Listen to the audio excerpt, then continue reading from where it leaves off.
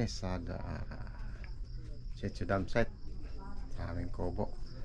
Dito kami matutulog para bukas maaga magising at makagawa ng maaga sa mga garden sa paligid. Ngayon obserbahan natin yung hangin. Hindi natin naikumpara yung hangin nung nakaraan dito at sa yung doon sa Orita. Kaya papatayin ko ngayon yung ilaw para makita natin kung gaano karumi yung hangin dito kumpara sa Orita.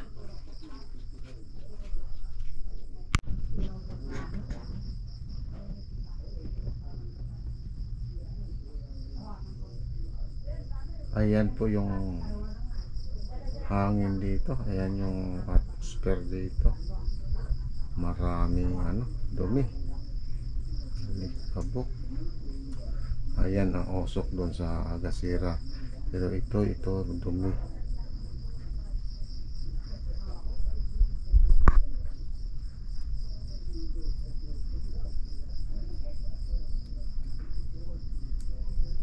Yan, tinasa natin yung liwanag ng flashlight. Ayan po. Napakarami. Nandito po kami sa loob ng kubo. Titingnan natin ito bukas ng gabi doon sa Orita kung gaano ka dumi rin ang hangin doon.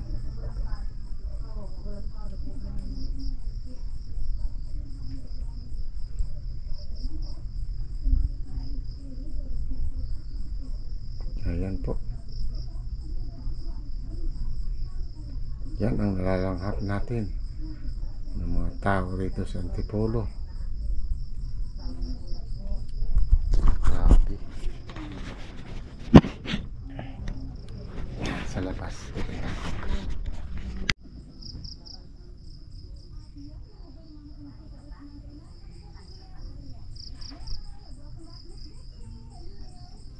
Ayan po. Marami pa rin. Tatasan natin yung ilaw ng flashlight. Medium. Marami pa rin. Ayan, usok na po yan. Usok doon sa silab. Ayan. Marami pa rin.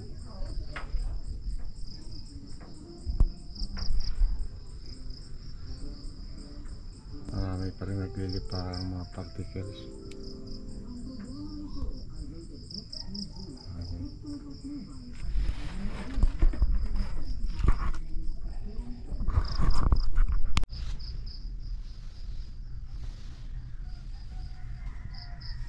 Ayan po.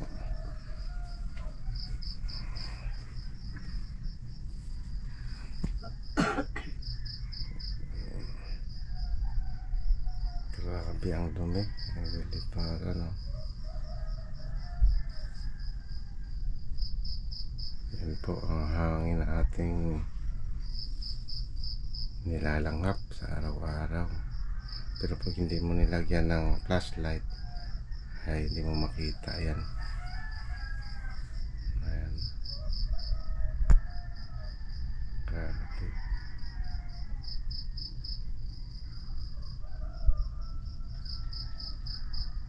Pag nilayo mo hindi mo mapapansin. Pag dinikit, ayan po. Ganyan karumi ang ating hangin.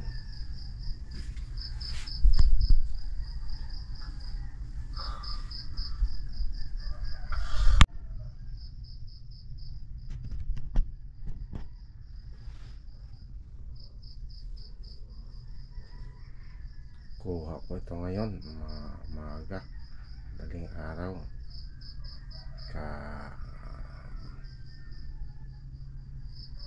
apat ng umaga.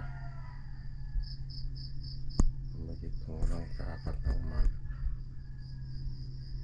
Mas grabe ngayon ang dumi kaysa kagabi.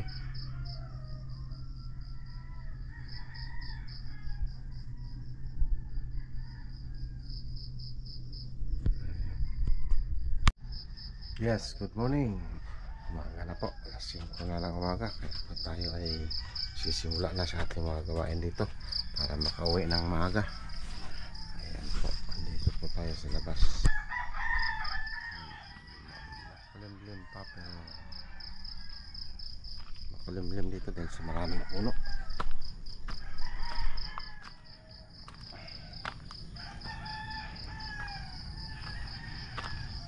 Tuloy natin yung aking bota para magsimula na tayo sa ating gagawin.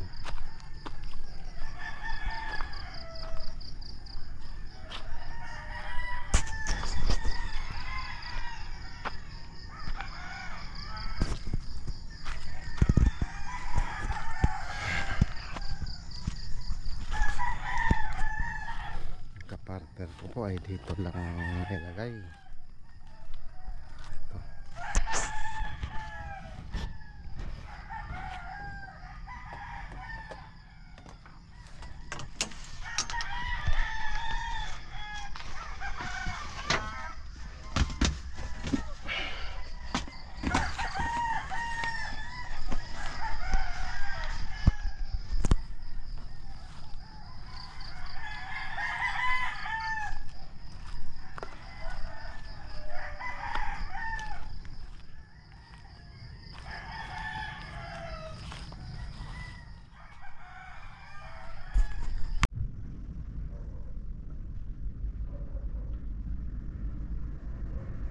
Ayan po ang hangin dito.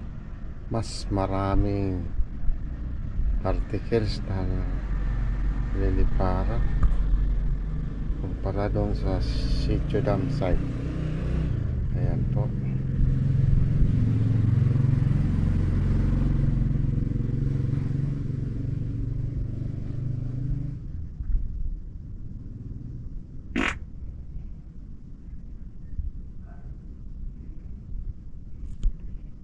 Bukas ng umaga, madaling araw, pagising, ikukumpara natin yung dami na nagliliparan.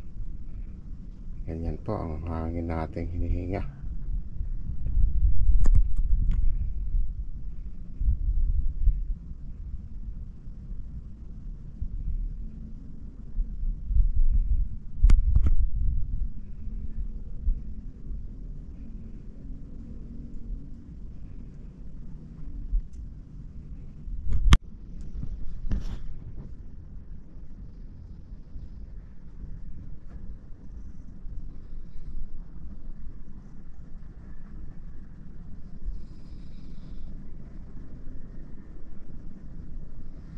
Grabe po ang dumi.